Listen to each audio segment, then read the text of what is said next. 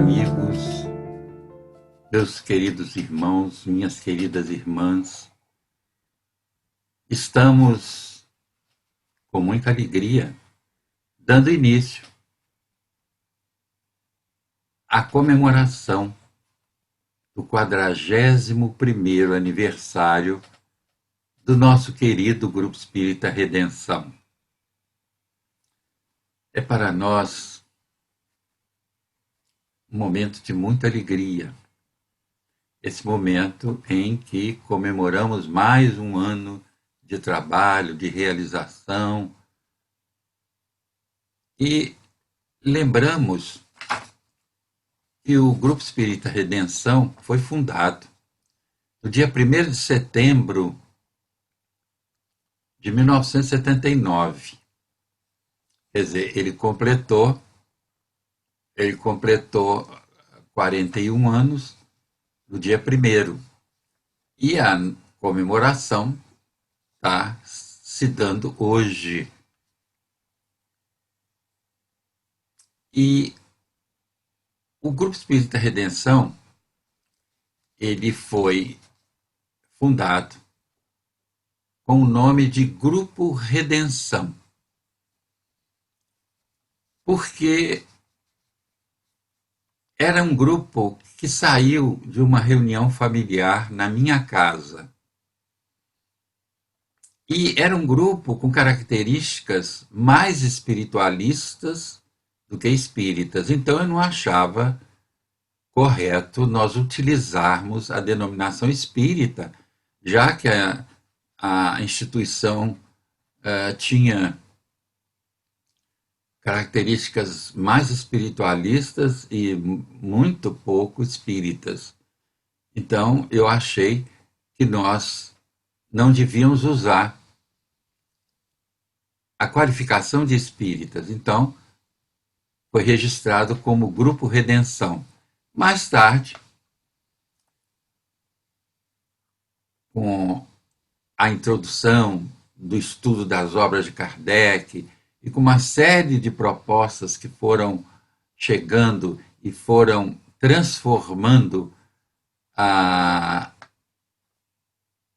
proposta do Redenção, a prática espírita no Redenção, aí surgiu a oportunidade de nós colocarmos realmente, conscientemente, o título Grupo Espírita Redenção. Aí fizemos uma Assembleia Geral, mudamos o nome da instituição e passou a chamar-se Grupo Espírita Redenção. Me lembro sobre isso muito bem do Amazonas Hércules, que até me deu uma chamada, de certa forma, quando nós estivemos com ele certa feita, lá em Jacarepaguá, em Curupaiti, ele falando sobre as dificuldades que eles estavam tendo, porque tinham feito um ofício solicitando alguma coisa em algum lugar, mas tinha sido negado. Ele disse, quando eles veem o nome espírita, eles não têm boa vontade, não. Aí disse assim, vocês são felizes, porque vocês não têm o nome espírita, é Grupo Redenção. Aquilo soou fundo, né? Chamando-nos, convocando-nos, né, a uma realidade.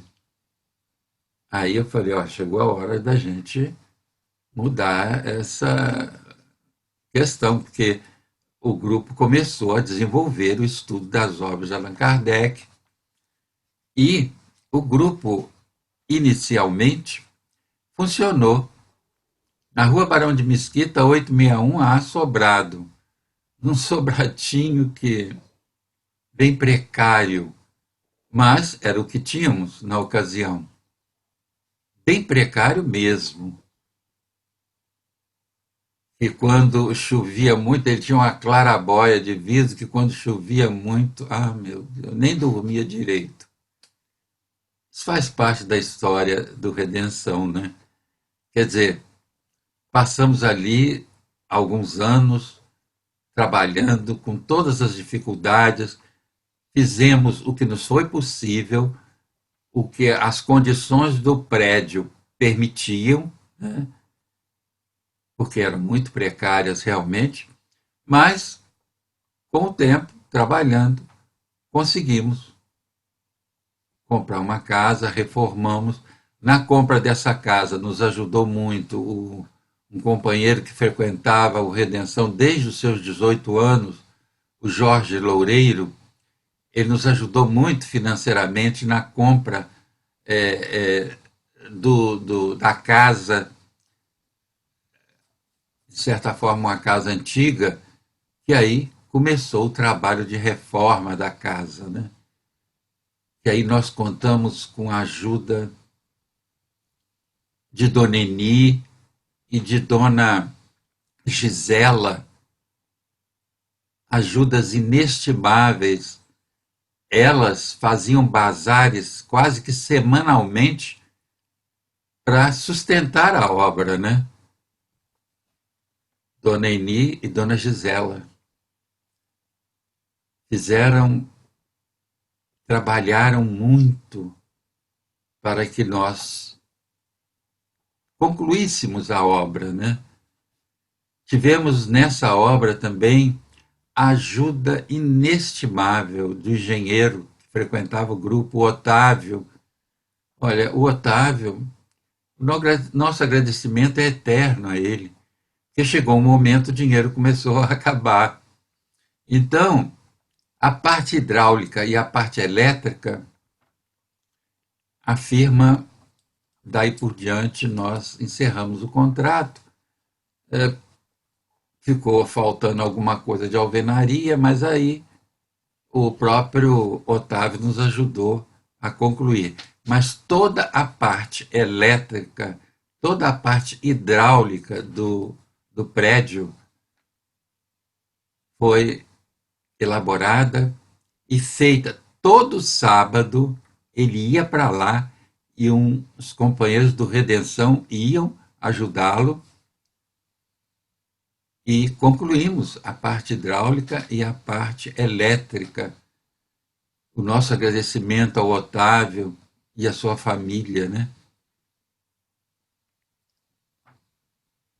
E nós também temos que agradecer os companheiros do Redenção, que todo sábado, nessa hora, os trabalhadores não surgem com grande quantidade. Mas, olha, o que teve deu para o gasto.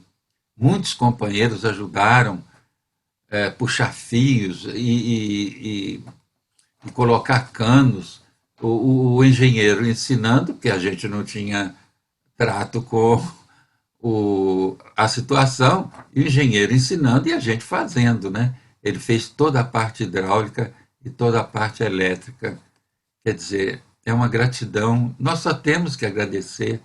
Nós do Redenção só temos que agradecer pelas bênçãos, por tudo aquilo que aconteceu no Redenção e que nos colocou, de certa forma, para frente, nos estimulando a continuar a crescer.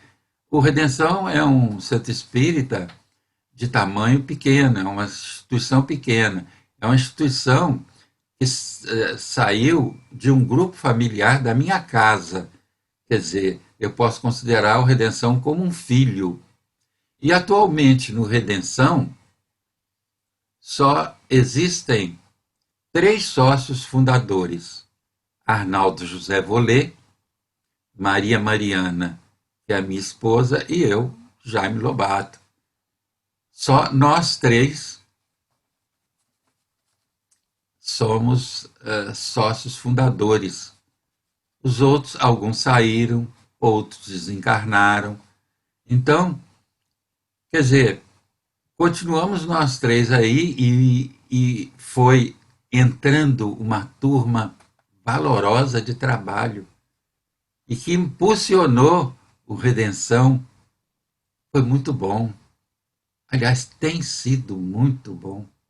Quanto agradecimento precisamos fazer, né? E o Redenção tinha aquela administração antiga de presidente, vice-presidente,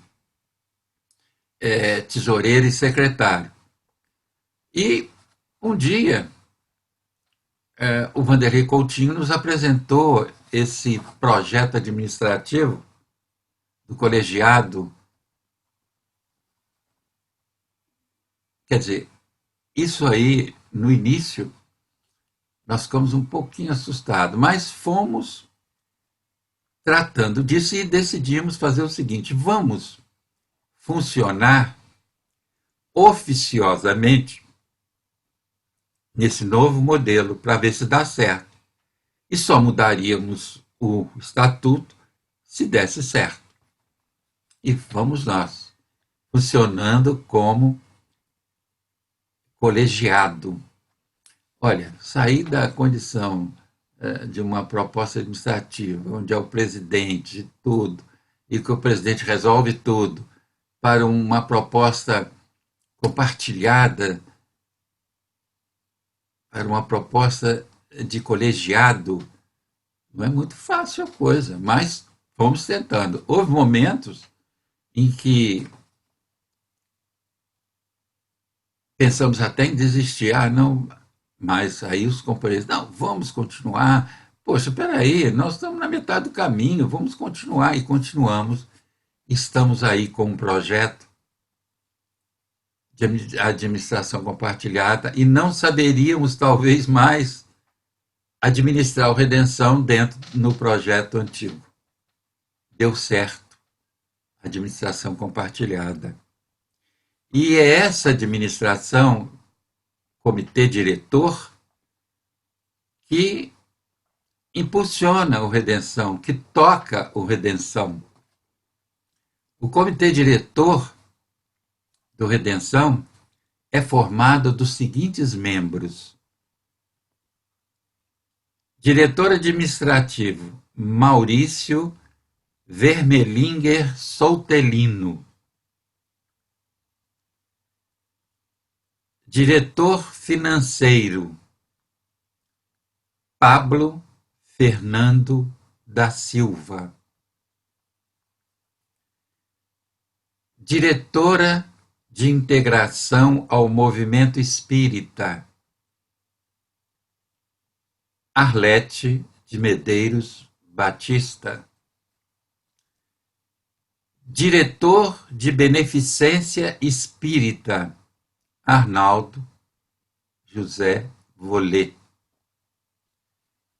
diretor de orientação doutrinária e mediúnica Jaime Lobato Soares, o próprio, diretor de assistência espiritual Abraão Quirino,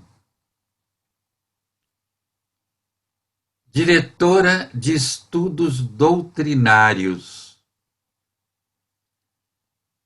Verônica Pereira Belinha,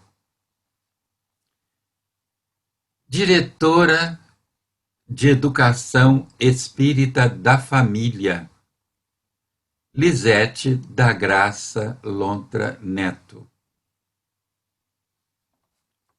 diretor de reunião pública Pedro de Souza Costa.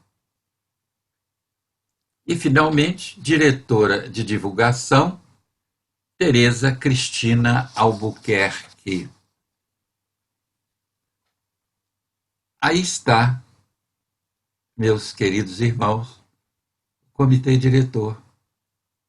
Os companheiros que, através dessa administração colegiada, toca as atividades do Redenção. Tudo passa pela avaliação do comitê diretor. É muito interessante isso. E eu gostaria de acentuar que o Redenção, ele, nessa pandemia, ele não deixou de ter determinadas atividades. Ele continuou com atendimento fraterno.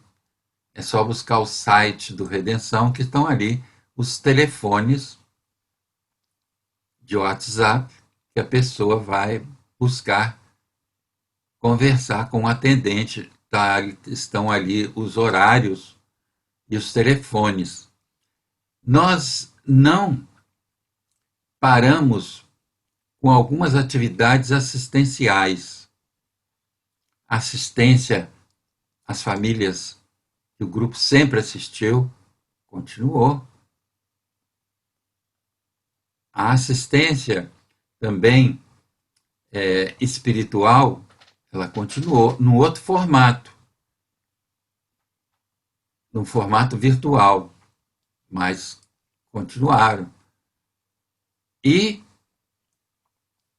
no caso dessa nova proposta, entramos também com o momento redenção.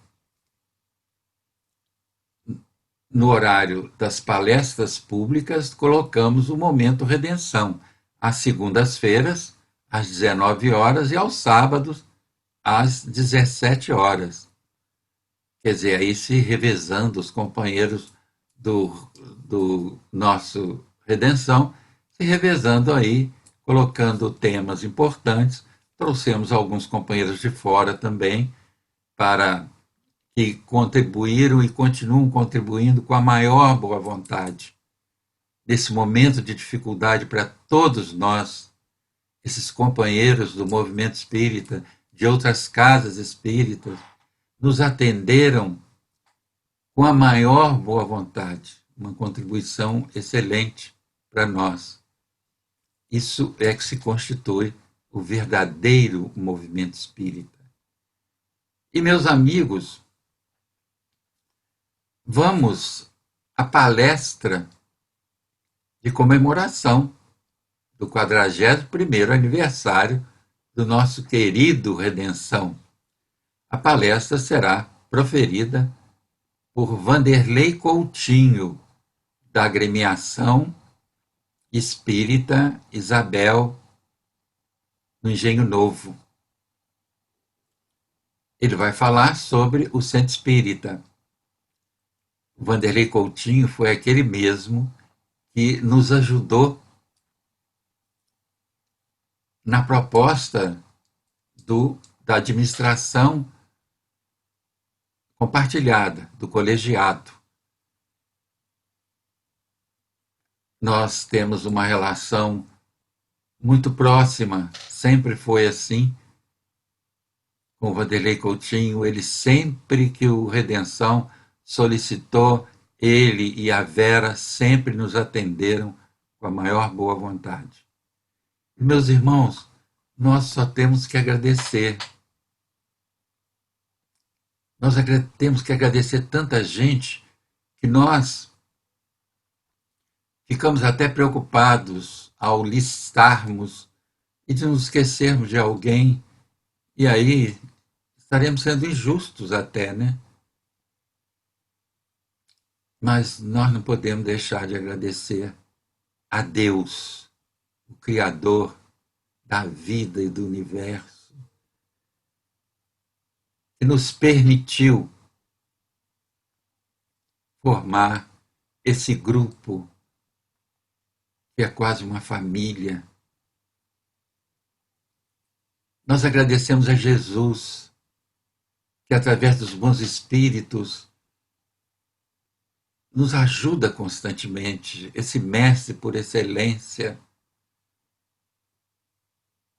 Agradecemos aos protetores espirituais do Redenção, que o Redenção teve como patrono inicial o espírito Natanael, que há uns 10 anos atrás se despediu de nós, que ia se preparar para retornar ao mundo físico, e o substituiu na direção espiritual do Redenção o espírito Kalihama, que continua conosco, nos ajudando muito. E esses benfeitores amigos, quanto agradecimento! Quanto agradecimento a Natanael pela fundação do Redenção, que, aliás, o título foi ele quem o deu praticamente, porque na reunião familiar a reunião em que realizamos para propor a fundação do Redenção, ele se manifestara. E então foi solicitada a ele, foi solicitado o amparo dele para essa realização e ele assumiu completamente. Só pediu uma coisa, que o título do Redenção não tivesse o nome de nenhuma personalidade, por mais nobre que tenha sido essa personalidade, encarnada ou desencarnada. Ele, ele pediu que o Redenção tivesse um nome que representasse a renovação, a transformação, a redenção de seus membros e trabalhadores. Estava ele aí dando o próprio nome, né? Redenção. Então, quanto agradecimento a esses benfeitores amigos, a todos os trabalhadores espirituais que dão assistência àqueles que buscam redenção. Quanto agradecimento. Mais um ano de trabalho, mais um ano de realização, e diante dessa pandemia, as coisas se complicam, mas estamos aí. Lançamos o projeto Momento Redenção e estamos com um outro projeto muito importante. Caminhando juntos, meus amigos, meus queridos irmãos, quanto agradecimento, quanta gratidão. Gratidão aos companheiros encarnados, trabalhadores encarnados, esses amigos de sempre, que têm sustentado as atividades do Redenção. Quanto agradecimento. Esses companheiros, de braços dados, de corações unidos num só projeto, num só propósito, realizamos juntos, caminhando juntos, realizamos o Redenção. Então, meus irmãos, vamos à palestra de Vanderlei Coutinho, o Centro Espírita. Que Deus nos guarde, nos ampare sempre. Primeiramente, eu quero saudar o Grupo Espírita Redenção e seus trabalhadores pelos 41 anos de existência a serviço de Jesus. Para mim é uma alegria muito grande poder participar deste momento com os companheiros tão queridos deste grupo amigo. Nós vamos trabalhar algumas coisas relativamente ao Centro Espírita.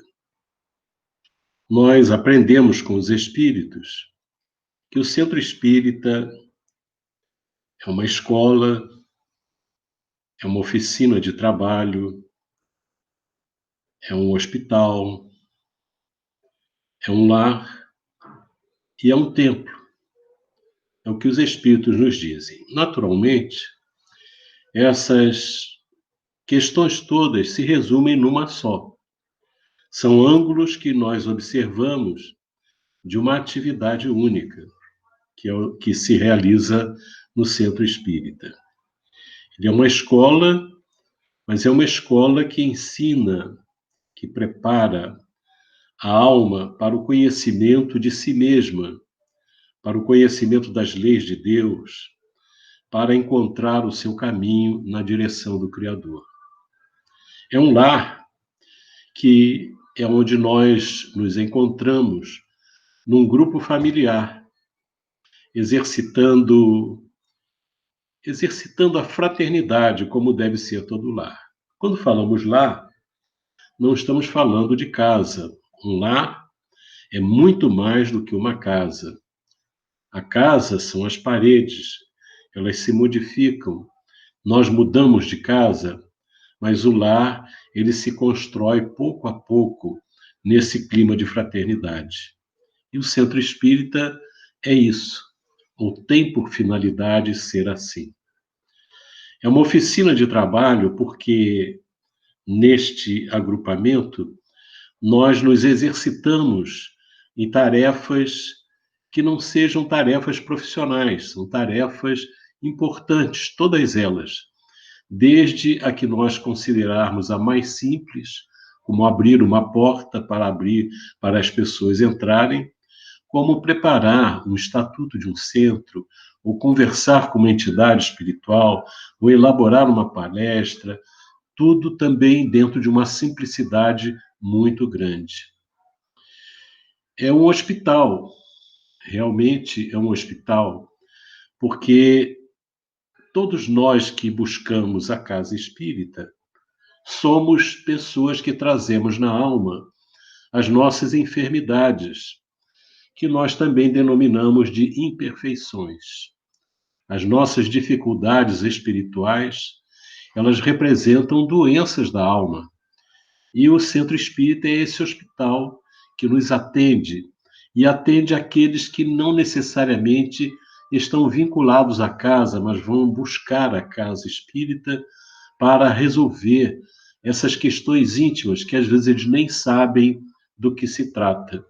E atender também os desencarnados, que têm necessidade de esclarecimento tanto quanto nós, que muitas vezes eles não se prepararam convenientemente durante a vida terrena para enfrentar a mudança para o mundo espiritual. E, finalmente, é um templo que convida a cada um de nós ao recolhimento para a comunhão com Deus e com os espíritos superiores.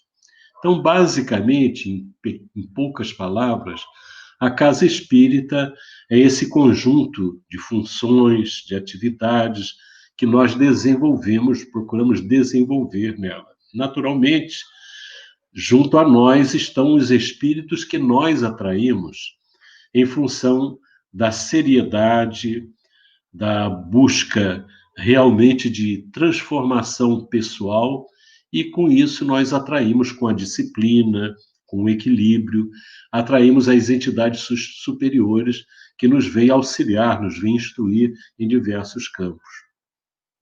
Nós sabemos que os espíritos, eles atendem no esclarecimento aqueles que querem se esclarecer. Se nós não queremos aprender, não queremos refletir, não queremos conhecer, não faz sentido espíritos instrutores buscarem a nossa casa para nos atender. Quando nos dispomos a isso, nós observamos que os benfeitores espirituais se aproximam de nós para o atendimento às nossas necessidades de esclarecimento, dentro daquela visão que o Cristo nos dá. Conhecereis a verdade e a verdade vos libertará. A propósito, a palavra redenção, que é um nome muito bonito para essa casa espírita, quer dizer resgate, quer dizer libertação. Então, todos nós estamos na vida, na encarnação atual, em busca dessa redenção das nossas almas. E nós sabemos que ninguém se redime se não for à custa de muito esforço, muita disciplina, muito aprendizado, muita abnegação, muita renúncia. É um caminho difícil, mas é o único caminho que pode nos conduzir a essa redenção que nós tanto queremos. Vamos recordar alguma coisa da história do povo judeu para nós analisarmos um pouco essa questão do templo. Nós sabemos que o povo hebreu, quando saiu da escravidão no Egito, liderado por Moisés, passou pelo deserto uns 40 anos, segundo temos informação. E nessa passagem pelo deserto, Moisés recebeu aqueles 10 mandamentos e E consta lá da Bíblia que Jeová falou para Moisés construir o tabernáculo. Então, o tabernáculo era uma construção portátil, em forma de tenda, e que deveria servir de morada para o Jeová. E nesse tabernáculo ficava a arca, e essa arca continha as tábuas da lei, guardadas lá. Era uma questão muito sagrada. E esse tabernáculo servia também do ponto central para o encontro de Jeová com o seu povo. Era ali em que se processavam as orientações de Jeová junto com Moisés para a orientação do povo inteiro. Essa palavra é uma palavra bonita. E toda a orientação de como construir foi dada nessas comunicações de Jeová, né, com Moisés. Depois que eles se estabeleceram em Canaã, e nós sabemos que Moisés não chegou a penetrar em Canaã, não pôde entrar, mas bem mais tarde, nós vamos ver que Salomão, filho de Davi, edificou o templo. É um templo famoso, o Templo de Salomão, riquíssimo, né? Segundo o modelo do tabernáculo, mas com proporções muito amplas, muito mais amplas. E tudo que havia no tabernáculo foi transferido para o Templo de Salomão. Era uma beleza, era belíssimo, né? Segundo os relatos. É interessante que os pesquisadores estimam que os gastos na construção do Templo de Salomão foi equivalente a quase 5 bilhões de dólares dos dias atuais.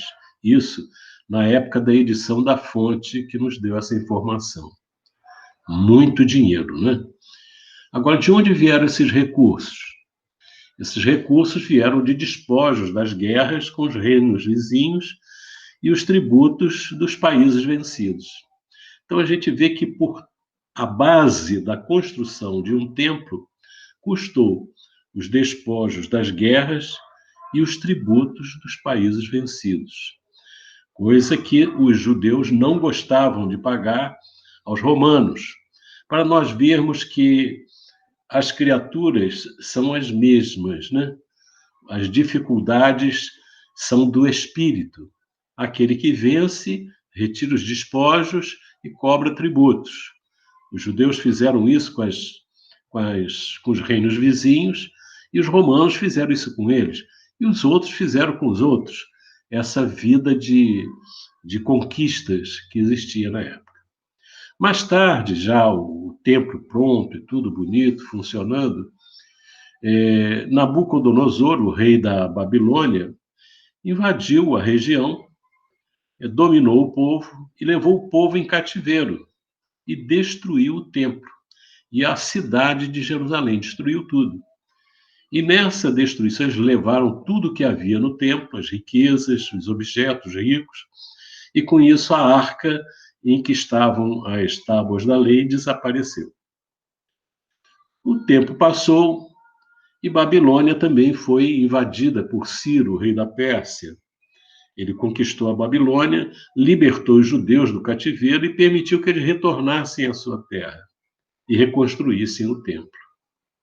E aí Zorobabel reconstruiu o templo, acompanhando o plano do antigo templo de Salomão, mas sem tanta magnificência. Mais tarde, já próximo à presença de Jesus na terra, e no ano 19 a.C., Herodes iniciou a construção do templo que excedeu em muito o de Zorobabel. Uma beleza de templo. O templo de Herodes é aquele que encantou os discípulos de Jesus e que há um relato desse templo no início do sermão profético. Então, nós vamos observar aí quantas coisas ocorreram com esses templos construídos na terra, no caso dos judeus. E se nós considerarmos que Jesus é o tipo mais perfeito que Deus tem oferecido ao homem para lhe servir de guia e modelo, famosa questão do Livro dos Espíritos 625, e que o Espiritismo é o consolador prometido, é importante refletir sobre o seu pensamento, o pensamento do Cristo expresso em suas palavras e atos. Isso tudo é muito importante. Nós que estamos com a tarefa difícil, muito responsável da condução de um centro espírita. Vamos ver o que está escrito lá no início do sermão profético. Tendo Jesus saído do templo, ia se retirando, quando se aproximaram dele os seus discípulos, para lhe mostrar as construções do templo. Estavam encantados com o templo de Jerusalém, que ali é o templo elaborado, construído por Herodes. Ele, porém, lhes disse: não vedes tudo isto? Em verdade vos digo que não ficará aqui pedra sobre pedra que não seja derribada. Está em Mateus, são as palavras de Jesus, Mateus capítulo 24, versículos 1 e 2. E realmente, durante o sítio de Jerusalém pelos romanos, no ano 70 da era cristã, os judeus converteram, na luta com os romanos, converteram o templo em fortaleza de guerra e lançaram fogo aos claustros externos. E um soldado romano, desobedecendo às ordens do general Tito, incendiou o templo, reduzindo a cinzas todas as construções de madeira. No lugar do antigo templo, o imperador Adriano mandou edificar um templo a Júpiter Capitolino no ano 136. Outro ponto importante também é o diálogo de Jesus com a samaritana, em seguida ao reconhecimento dela de que Jesus era um profeta. Senhor, disse-lhe a mulher, vejo que tu és profeta. Nossos pais adoravam neste monte. Vós, entretanto, dizeis que em Jerusalém é o lugar onde se deve adorar, referindo-se aos judeus, o que os judeus diziam. Disse-lhe Jesus, mulher, podes crer-me, que a hora vem quando nem neste monte, nem em Jerusalém adorareis o Pai. Vós adorais o que não conheceis. Nós adoramos o que conhecemos, porque a salvação vem dos judeus. Mas vem a hora, e já chegou, em que os verdadeiros adoradores adorarão o Pai em espírito e em verdade, porque são estes que o Pai procura para seus adoradores. Deus é espírito. Importa que os seus adoradores o adorem em espírito e em verdade. Eu sei, respondeu a mulher, que há de vir o Messias, chamado Cristo. Quando ele vier, nos anunciará todas as coisas. Disse-lhe Jesus, eu sou, eu que falo contigo.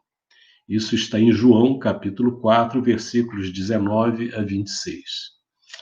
É muito bonita essa passagem de Jesus com a samaritana, que ele não restringe ao templo o espaço físico para a adoração a Deus.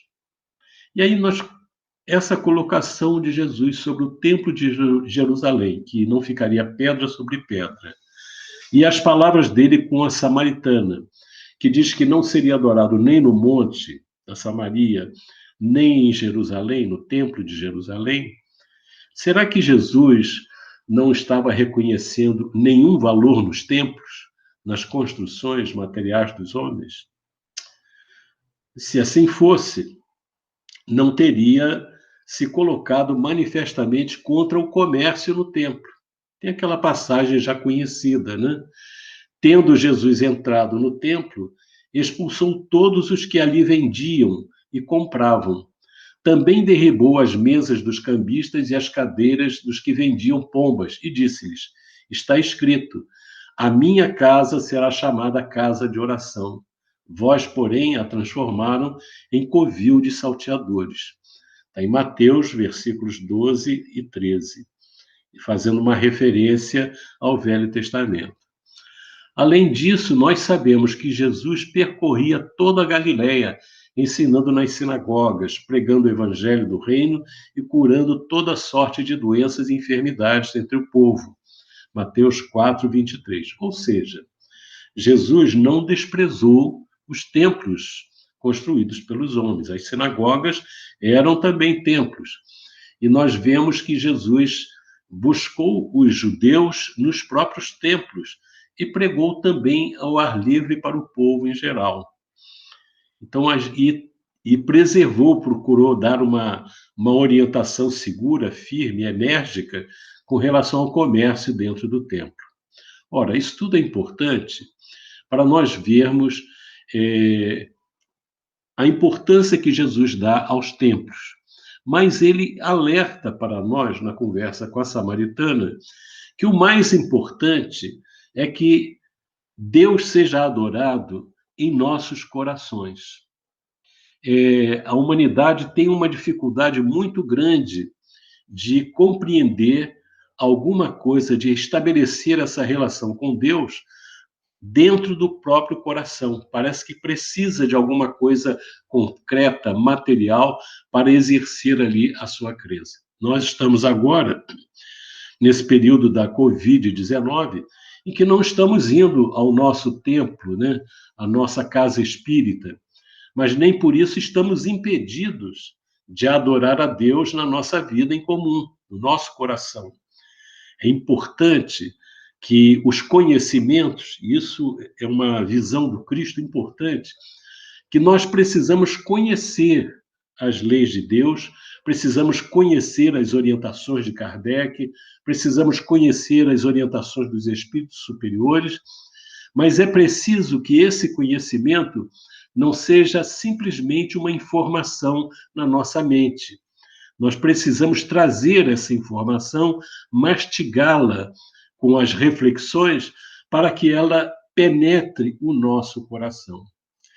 Quando eu li essas passagens, eu me perguntei, interessante, porque na vida de Jesus, nós observamos um carinho muito grande dele pelo povo sofrido, pelos pecadores, pelas pessoas que se equivocaram, entre as quais eu me coloco nessa posição de criatura necessitada de redenção. Mas ele teve uma atitude muito severa, muito dura mesmo, com relação aos fariseus, aos homens do templo. E ele dizia, mas por que razão isso?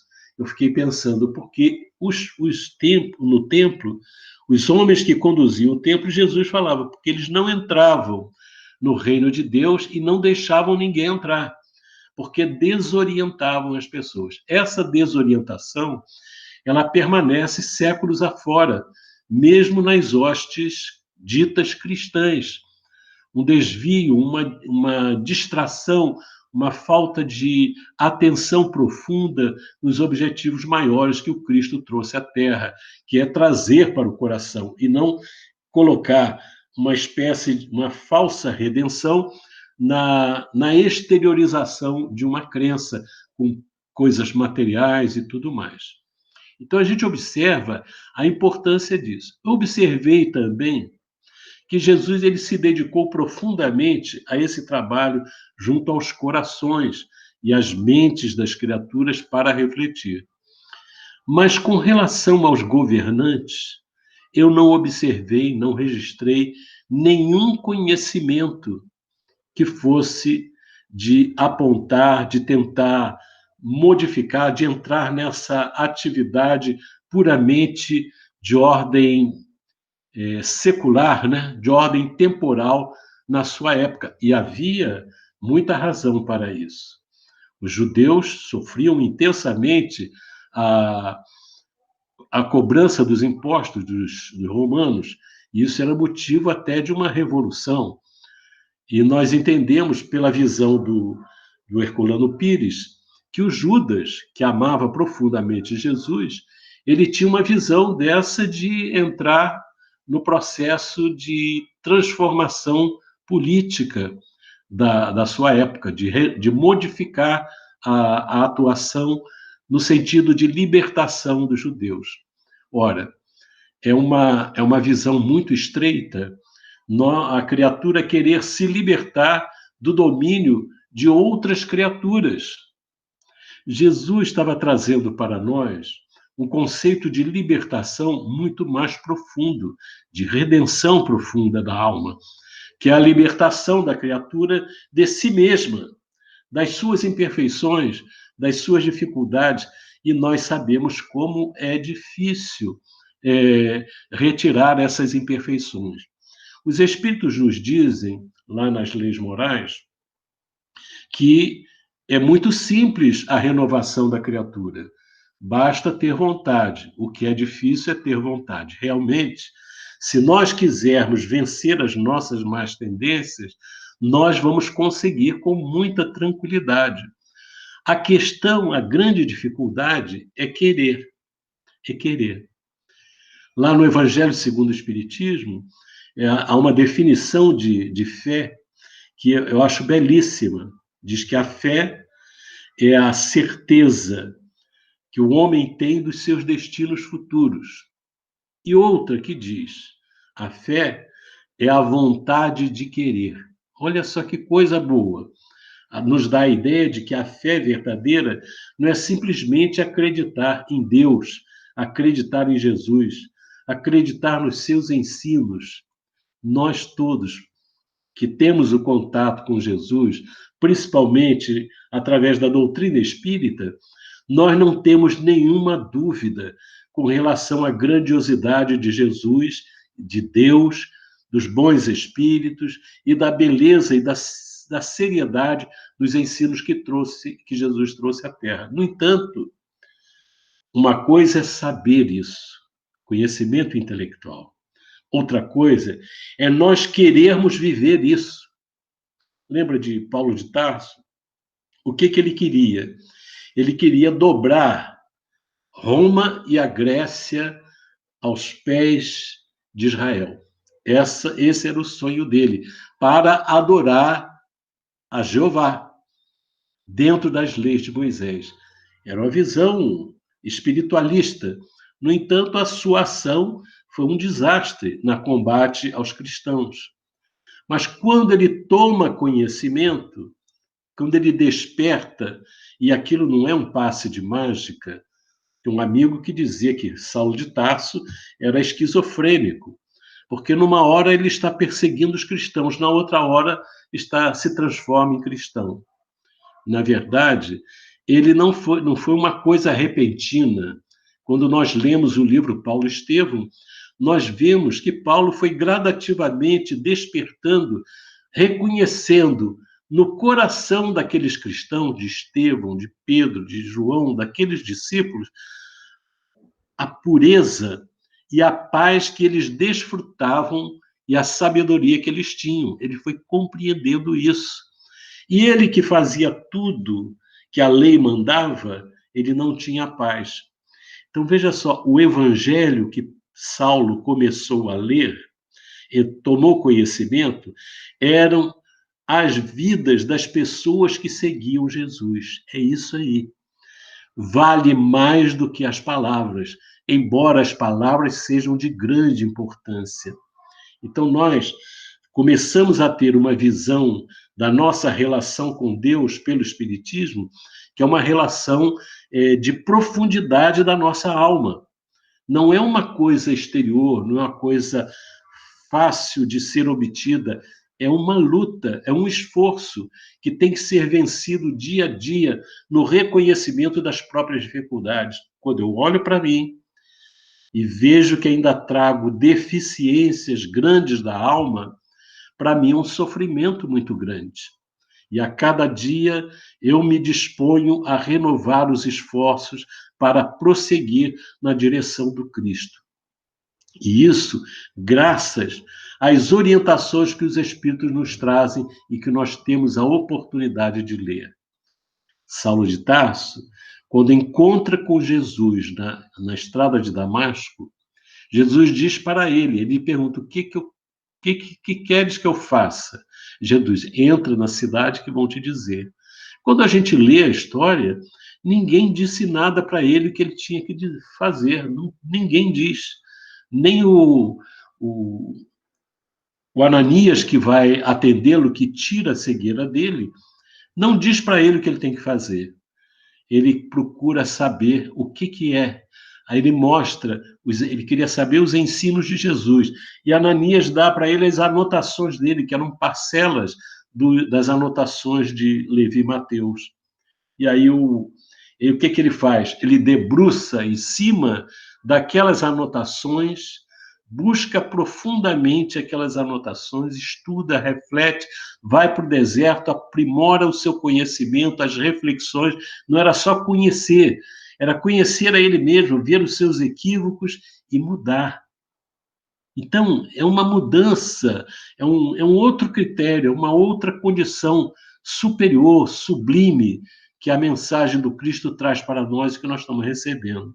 Agora, quando vemos a nossa tarefa como dirigentes de centros espíritas, que somos, em colegiado, ou como presidentes, o que for, ou dirigentes disso ou daquilo, nós precisamos ter essa visão do Cristo que ele passa para nós e entendermos a importância desse conhecimento. Se nós partirmos como movimento espírita para nos integrarmos nas lutas puramente políticas, nós estaremos prestando um desserviço à obra do Cristo. Porque essa luta é uma luta que não se resolve. As pessoas dizem, mas é muito mais rápido. É rápido. Não é rápido. Nós estamos há séculos mudando de governantes, mudando de sistemas, mudando de todas as possibilidades possíveis de organização de um povo.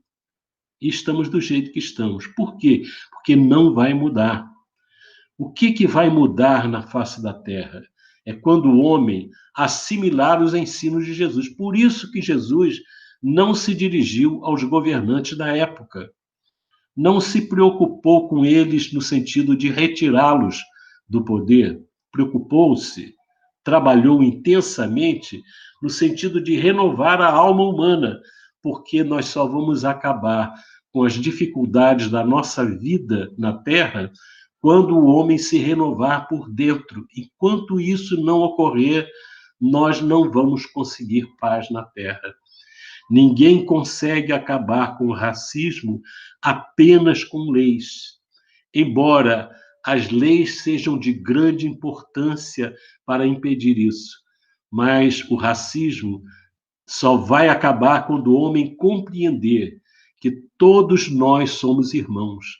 E com a visão da reencarnação, nós sabemos que hoje nós somos de uma condição espiritual ou de uma condição física, de uma cor e o outro é de outra, é um asiático, é um sul-americano, é um latino-americano, é um afro, é um asiático, todos nós estamos provisoriamente com uma roupa diferente.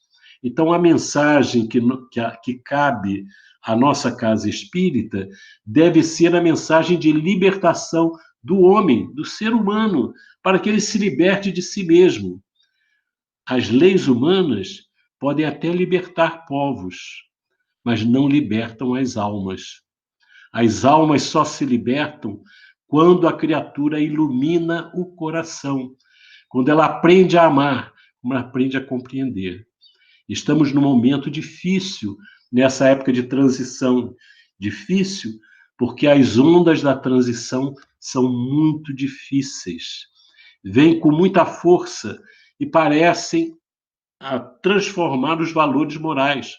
Hoje, nós encontramos no meio espírita pessoas que, na verdade, não reconhecem Jesus como modelo e guia. Colocam que eles são o modelo, eles. O modo que eu sou é o que deve ser, é o que deve prevalecer. E isso não é espiritismo. Precisamos compreender, ter compreensão, ter amor por todas as criaturas em todas as condições. Mas daí a reconhecer que elas estão como modelos a serem seguidos é um desvio profundo do nosso entendimento sobre a vida, sobre a missão do Cristo e sobre a missão do Centro Espírita. Agradeço a todos e queria simplesmente falar. uma coisa só para terminar. Há quem faça referências a espíritos da ordem, vou citar um, de Emmanuel, dizendo que ele é um padre. O que eles preferem? O padre Emmanuel, o espírita Emmanuel, o espírito liberto Emmanuel, ou preferem o senador romano, Públio Lentulus? O que eles preferem? Eu prefiro esse que nos traz as mensagens de reflexão e libertadoras. Prefiro Jesus, que compreende a mulher adúltera, mas diz para ela: vai e não peques mais. Não a condena, mas a orienta com segurança. Queridos amigos, são as nossas palavras e estou muito feliz por estar com vocês hoje. Muita paz.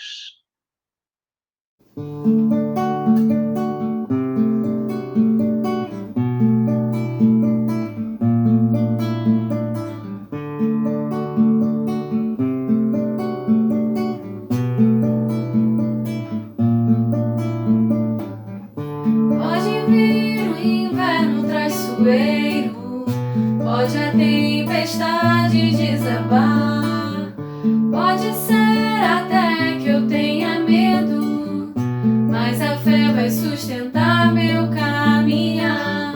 Toda vez que a dúvida falar, toda voz que tentar desanimar, não será mais forte do que a vida e a beleza que me faz acreditar. Deixa o peso e a mágoa para trás, veja a estrada florada, siga em paz, tenha fé na jornada.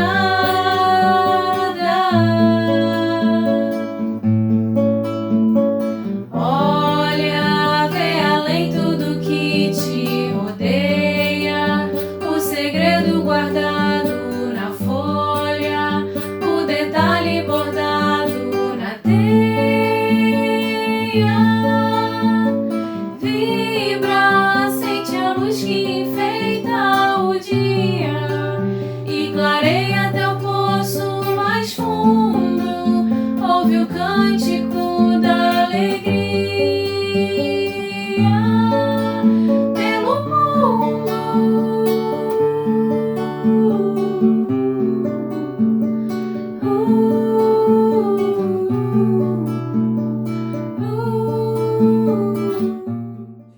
Felicitações pelos 41 anos de nosso querido Grupo Espírita Redenção, no qual eu estou há aproximadamente 20 anos.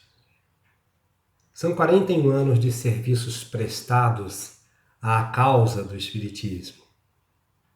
Parabéns a todos os amigos queridos, parabéns aos queridos frequentadores do Grupo Espírita Redenção, parabéns a todos nós e que possamos ainda comemorar pelo menos mais 41 anos daí para frente.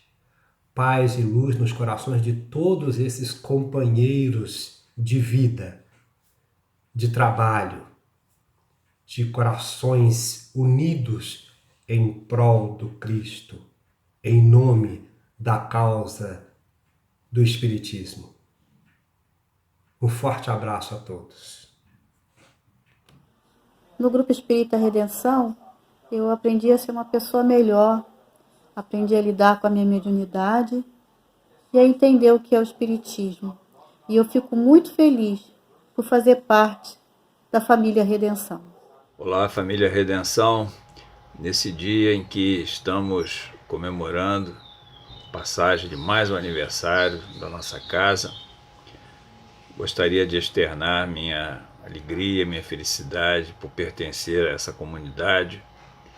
Felizmente não podemos nos ver, nos abraçar, confraternizarmos presencialmente, como fazemos todos os anos, mas o importante é que estamos juntos em espírito, nosso pensamento voltado no mesmo sentido, e vamos aguardar dias melhores, que essa fase difícil que atravessa a humanidade passe logo e a gente possa novamente nos ver, né?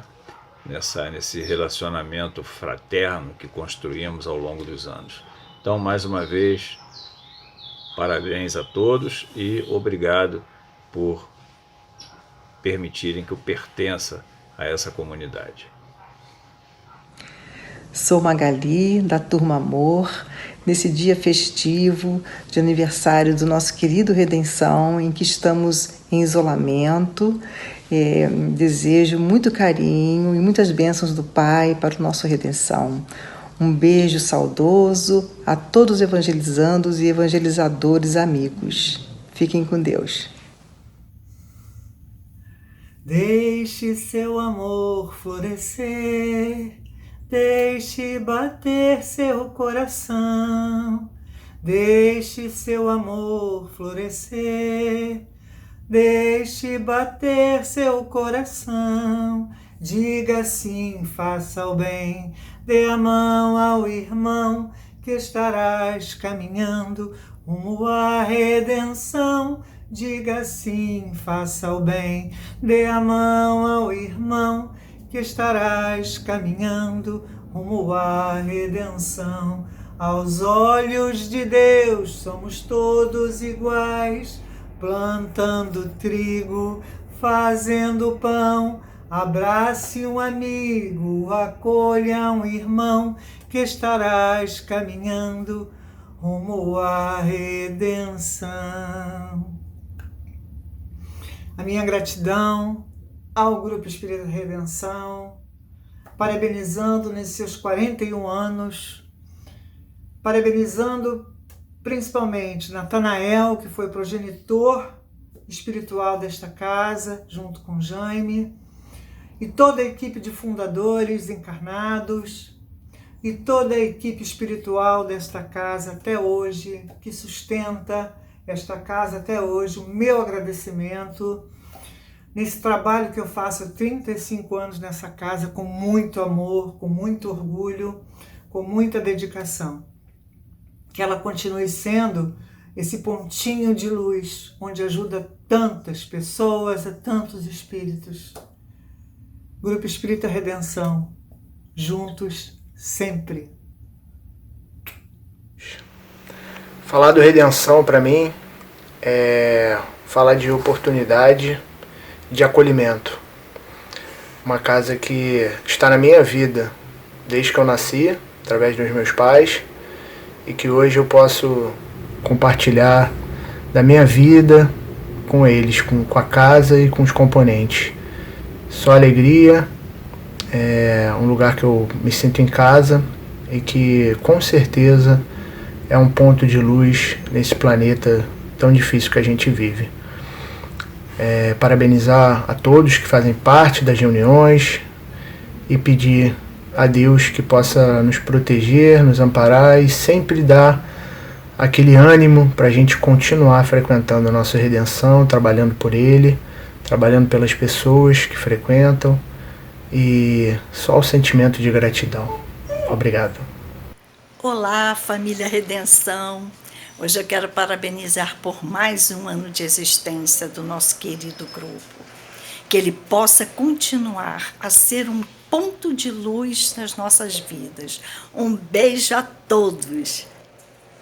O nosso querido Redenção, que hoje completa 41 anos. Eu sou agradecido por fazer parte dessa casa espírita há 31 anos. Inclusive, ele evangelizou meus filhos dos 4 aos 14 anos, e eu tenho certeza que, intimamente, eles são agradecidos por essa educação espírita infantil, assim como eu e a Lúcia também.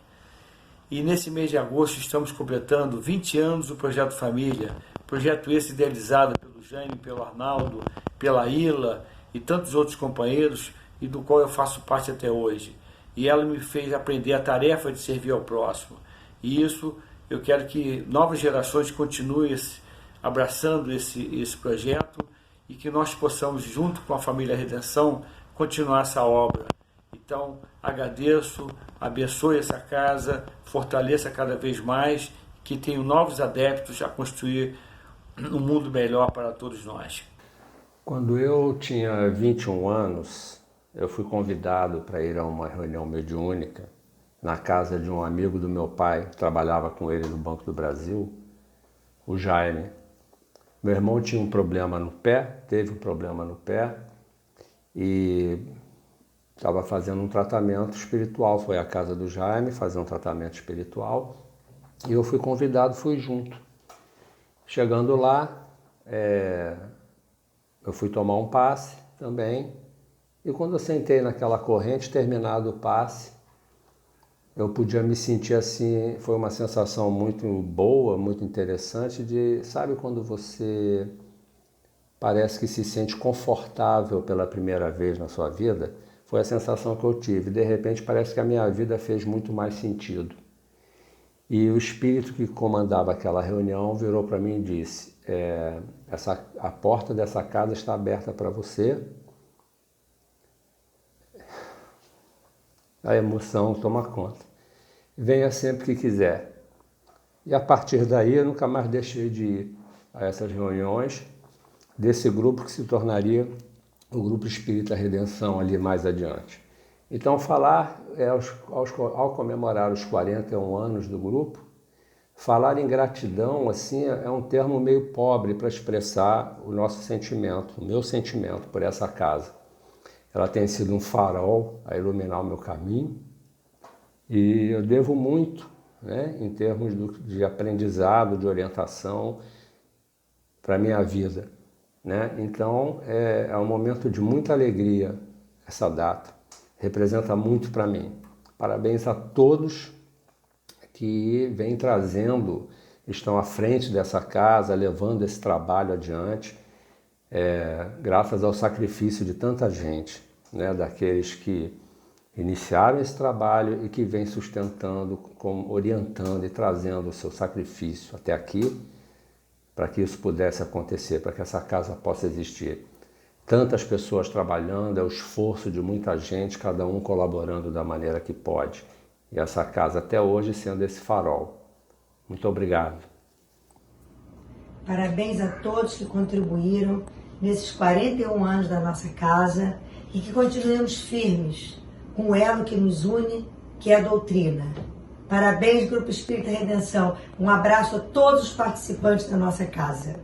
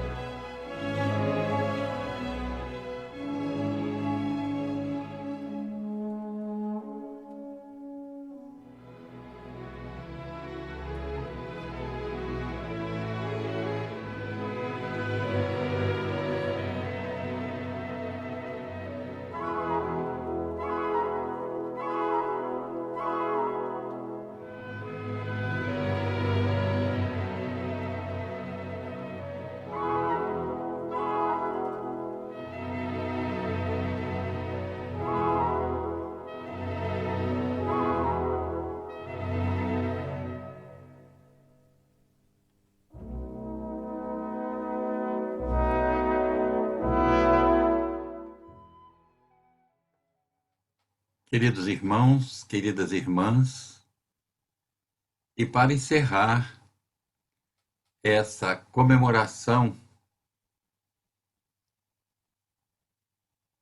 pelo 41º aniversário do nosso querido Redenção, queremos agradecer a vocês que nos assistem e que sempre nos apoiaram muito. Agradecemos a todos os trabalhadores da nossa Casa Espírita que, unidos, fazem prevalecer a solidariedade, a fraternidade, o companheirismo, o esclarecimento, a prática do bem na nossa Casa Espírita. Queremos agradecer a todos os expositores de fora, de outras casas, que sempre colaboraram conosco.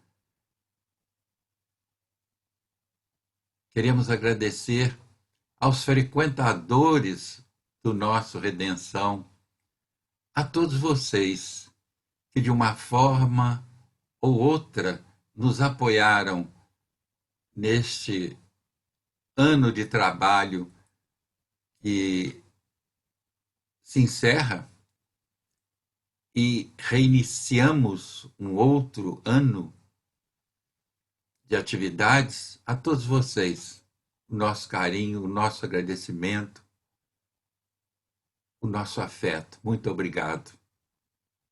E vamos encerrar essa atividade com uma prece. Deus, Pai de infinita bondade, é a Ti, Pai, que nos dirigimos nesse instante para Te agradecer. Somos gratidão nesse instante. Somos só gratidão. Agradecemos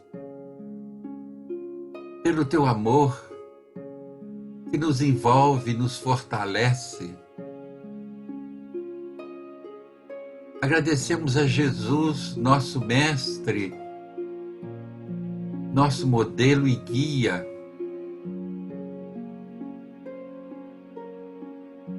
Pela proteção, pelo amparo, através da presença dos bons espíritos do nosso Redenção.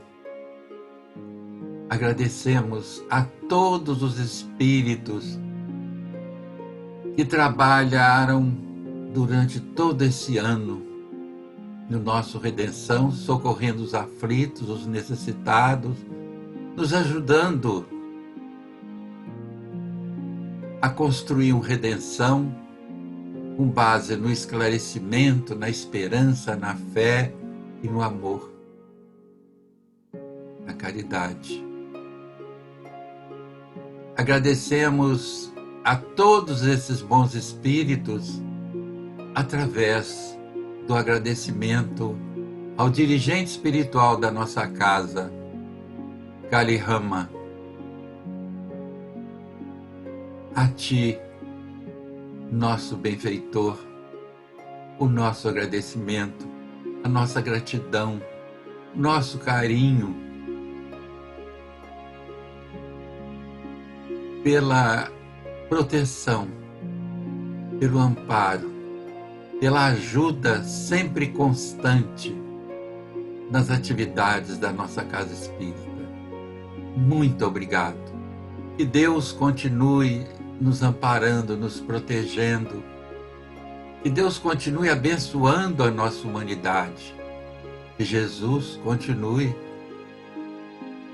amparando as atividades da nossa Casa Espírita para essa nova empreitada de mais um ano. E que os bons espíritos,